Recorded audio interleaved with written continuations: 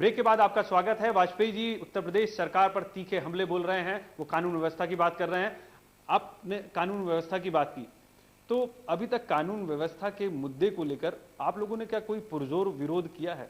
हमने बताया ना आपको कि हम अपने तंत्र को खड़ा कर रहे हैं और तंत्र एक उत्साहवर्धक माहौल में खड़ा हो रहा है। हम बीच में कोई बड़ा कार्यक्रम ले लें और पता लगा कि तंत्र गठन करने की प्रक्रिया हमारी हिट हो गई, तो हम उसको रिस्क नहीं लेना चाह रहे, क्योंकि उसके आधार पर हमारा भविष्य निर्भर है।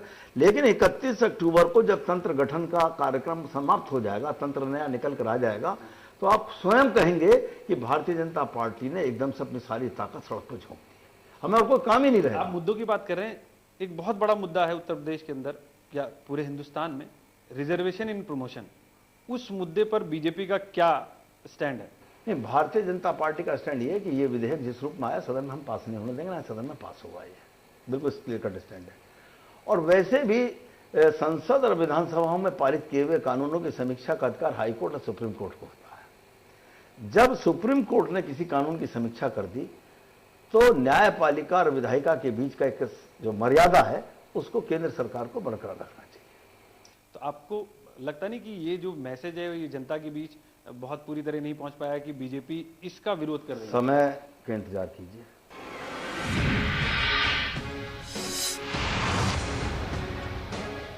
समय का इंतजार करें, आपने बहुत मुस्कुराहट और राज भरे लहजे में बोला है कि समय का इंतजार करें, तो हम लोग समय का इंतजार करेंगे। वाजपेयी जी, एक चीज बताइए कि पिछले जब लोकसभा चुनाव थे, मोदी को यहां पर आना चाहिए कि नहीं आना चाहिए, इस पर बड़ी चर्चा हुई और आखिरकार वो नहीं आए। तो आपको लगता है कि नरेंद्र मोदी के यहां ना आने की वजह से नुकसान हुआ या फिर ठीक रहा? मैं ये नहीं जानता, क्योंकि मैं उस वक्त खुद प्रत्याशी था, तो मैं तो केवल कन्फाइंड था अपने विधानसभा क्षेत्र में, क्या चर्चा थी क्या नहीं थी। लेकिन मैं इतना बता दूं कि अब भविष्य के जो चुनाव इस प्रदेश में होंगे, उनमें हम अपने हर उपकरण का इस्तेमाल करेंगे और हर उपकरण का बेहतर उपयोग करेंगे और बेहतर रिजल्ट पाने का प्रयास करेंगे। हमारे पास कोई इवेंट बट या किसी प्रकार की कोई कंट्रोवर्सी इस विषय पर नहीं है। हम उदाहरण देना चाहते हैं, हमने वरुण गांधी जी का इस्तेमाल किया। उन्होंने हमसे, जब हमने उनसे आग्रह किया तो उन्होंने तारीख दे दी हमें कि 12 से 20 तक मैं उपलब्ध हूँ, मेरा कहीं उपयोग करिए। योगी आदित्यनाथ जी 68 सभाएं गोरखपुर महानगर में, 46 सभाएं हमारे आग्रह पर गोरखपुर महानगर के बाहर स्थानीय निकाय चुनाव उन्होंने की और बेहतर वातावरण में की, बड़े कॉर्डियल रिलेशन के साथ की। इसलिए मेरा ये कहना है, लोकसभा 2014 में उत्तर प्रदेश से उतने सांसद देना मेरा भी संकल्प है और भाजपा के कार्यकर्ता का संकल्प है। एक लाइन में अगर एक लाइन में पूछूं कि नरेंद्र मोदी साहब को आप यहां पे आमंत्रित करेंगे कि वो आए और पार्टी का चुनाव प्रचार करें? जिस दिन भाजपा का चुनाव अभियान शुरू होगा, उस दिन आपको पता लग जाएगा। नहीं, अभी भी आप गोलमोल जवाब दे रहे हैं। गोलमोल जवाब बिल्कुल नहीं दे रहा हूं मैं बिल्कुल साफ जवाब दे रहा हूं कि उस वक्त हमारे स्टार प्रचारकों की सूची चुनाव आयोग को जाएगी और आपको जारी होगी, उस दिन पता लग जाएगा कि हमारे स्टार प्रचारक। अच्छा, नरेंद्र मोदी को किस तरह का नेता मानते हैं और नरेंद्र मोदी को लोग as a PM project? Narendra Modi ji को नेता हमें मानने की जरूरत नहीं है। राजीव गांधी फाउंडेशन ने गुड गवर्नेंस का उनको नंबर 1 पर पुरस्कार दिया। संयुक्त राष्ट्र संघ ने एक सर्वे कराया सारे संसार का कि नगरीय विकास की दृष्टि से कौन सी राज्य सरकार बेहतर है, तो नरेंद्र मोदी जी के नेतृत्व में चलने वाली गुजरात की सरकार को नंबर 2 आया संसार में और 42वें नंबर पर आया मध्य प्रदेश संसार में। लेकिन हिंदुस्तान में केवल 2 सरकारें आई हैं, नरेंद्र मोदी जी की और मध्य प्रदेश की, कोई कांग्रेस शासित सरकार नहीं आई है।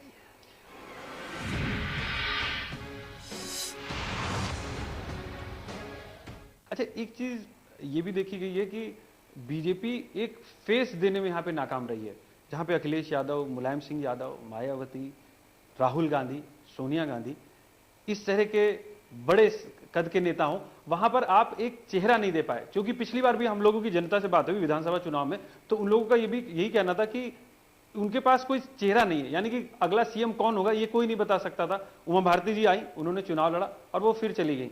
तो ये क्या कमी है? ये कहीं ना कहीं अंतर कलह से फिर एक बार डरते हैं लोग। मैं इस समय बड़ी विनम्रतापूर्वक कहना चाहूंगा, आपने अखिलेश जी को नेता बताया, आए थे 6 महीने में क्या ओपिनियन जनता में, ऐसे नेता की आवश्यकता है क्या प्रोजेक्ट करने की? हैं। राहुल जी बड़े ठाठ से गए थे भट्टा पार्सल में मोटरसाइकिल पर बैठकर। आज 1.5 साल बीत गया, पूर्ण बहुमत की दिल्ली में सरकार है। भूमि अधिग्रहण कानून का प्रारूप जो उस किसानों को वादा करके आए थे भट्टा पार्सल में नहीं बना पाए। ऐसे नेता की जरूरत है क्या? और फिर लोकतंत्र में एक मर्यादा है, एक परंपरा है कि किसी भी सदन के लिए जिसका निर्वाचन हो रहा है उसका नेता चुनने के लिए नवनिर्वाचित सदस्यों का ही बैठकर अपना नेता चुनते हैं। भविष्य में लोकसभा चुनाव होगा। लोकसभा चुनाव में भारतीय जनता पार्टी के निर्वाचित जो लोकसभा सदस्य होंगे वो अपना नेता चुनेंगे और वही नेता एनडीए का नेता होगा, प्रधानमंत्री बनेगा अगर वो वैसी परिस्थिति उत्पन्न हो जाएगी। लेकिन पहले से नेता दे दें और फिर हमारे यहाँ कुछ ऐसी परंपरा भी रही, पहले से नेता देकर हम कभी सफलता भी नहीं प्राप्त किए। इसलिए अच्छा, एक थोड़ा सा राजनीति से हट के सवाल, मुझे अभी मैं जब आया था आपके यहाँ तो मुझे एक जानकारी मिली कि आप खाना जो है वो खुद ही बनाते हैं। ऐसा है, जब तक मैं मिनिस्टर रहा मैं स्वयं खाना बनाता था अपने, और दौरे पे भी 3-3 दिन के जाता था। अपना खाना साथ ले जाता था, इलेक्ट्रिक केटली साथ ले जाता था, शुगर क्यूब, पाउडर दूध और डीप वाली चाय साथ लेके चलता था। खाना खाता था कमरा बंद करके, बर्तन धो कर रख लेता था और दरवाजा खोलता था, फिर जनता से मिलता था। जब मिनिस्टर था, मैं मिनिस्टर था तो मैं बाहर जो पीएसी के सिपाही थे सुबह 6 बजे उनको चाय देता था बैठी, और 8:30 बजे उनको दलिया और ब्रेड के साथ नाश्ता देता था। शाम को 7 बजे फिर चने मुरमुरे के साथ में चाय देता था। जब वो मेरे यहाँ से गए थे तो उन्होंने मुझसे कहा था कि 14 साल हमें मंत्रियों की ड्यूटी देते हुए हमें किसी मंत्री ने एक कप चाय को नहीं। तो बीजेपी को भी इसी तरह से स्वावलंबी बनाने का पाठ पढ़ाएंगे आप? मैं बता तो रहा हूं ना, मैं तो कभी किसी दायित्व को निर्वहन करने के लिए जैसी आवश्यकता वैसा आचरण व्यवहार करना चाहिए उस सिद्धांत का मानने वाला हूं। मुझे जरूरत पड़ेगी मैं स्कूटर पर जाऊंगा, मुझे जरूरत पड़ेगी मैं ट्रेन में जाऊंगा, मुझे जरूरत पड़ेगी हवाई जहाज में जाऊंगा, मुझे जरूरत पड़ेगी हेलीकॉप्टर और चार्टर प्लेन में जाऊंगा, लेकिन किसी सुविधा का दास बनकर मोहताजी दिखाऊं ये कभी जीवन में ना किया ना करूंगा।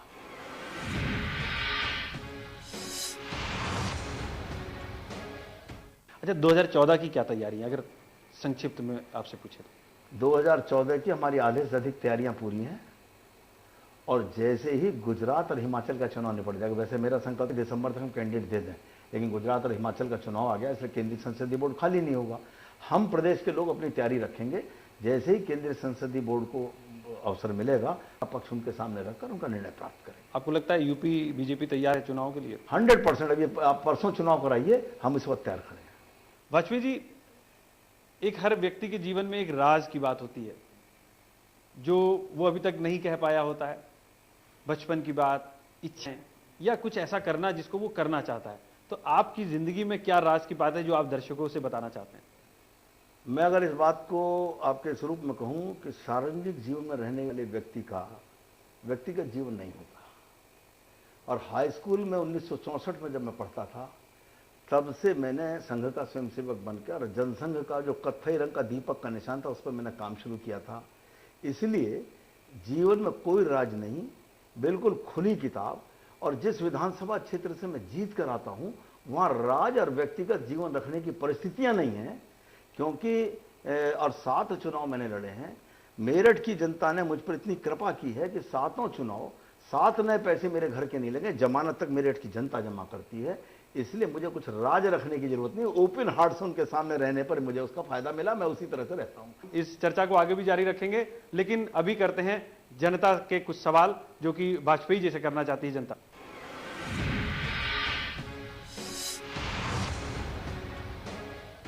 मेरा सवाल आपसे ये है कि आपकी पार्टी ने राम मंदिरों को लेकर सरकार बनाई थी, लेकिन आपकी पार्टी ने अभी तक अपने उस वादे को पूरा नहीं किया है।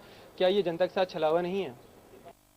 जनता के साथ छलावा बिल्कुल नहीं है। राम मंदिर हमारे आस्था और विश्वास का प्रश्न है। नंबर 1, हमने कहा था कि ये आंदोलन विश्व हिंदू परिषद का, हम सहयोगी थे। हमने कहा था रामलला हम आएंगे, मंदिर यहीं बनाएंगे। मंदिर वहीं बनाने के लिए स्थान तो चाहिए था, हमने एक प्रयास में वो स्थान खाली किया। दूसरे प्रयास में हाईकोर्ट में मामला था।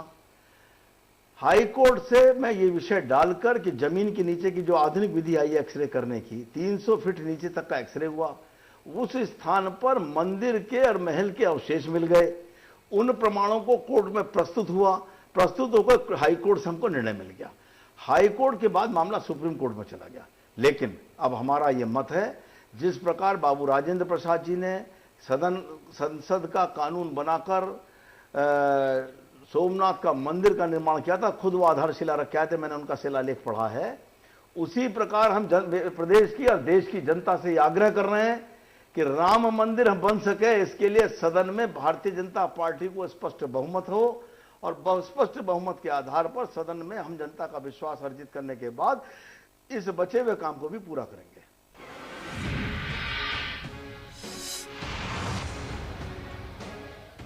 सर, मेरा क्वेश्चन ये है कि लखनऊ के नगर निगम पर सालों से बीजेपी का कब्जा रहा है, लेकिन बारिश के मौके पर लखनऊ की हालत खराब हो जाती है, सीवर, सड़कें, सब कुछ खराब हो जाता है। आपकी पार्टी कुछ करती क्यों नहीं है?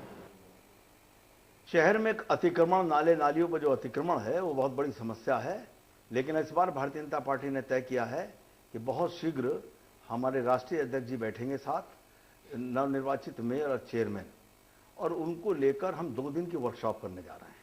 उस 2 दिन की वर्कशॉप में देश के विभिन्न प्रकार के विशेषज्ञ उनको इस बारे में प्रशिक्षण भी देंगे, और उनके यहाँ की परिस्थिति समझ कर उनको सलाह भी देंगे कि कैसे वो बेहतर सुविधा जनता को दे सकें। तो ये थे जनता के सवाल जिनके जवाब वाजपेयी जी ने दिए। वाजपेयी जी, एक आखिरी सवाल, आपकी पार्टी में युवाओं को कहा जाता है कि बहुत तरजीह नहीं मिलती है। मेरा ये कहना है कि युवाओं को तरजीह मिलनी चाहिए, लेकिन केवल उम्र के युवाओं को नहीं।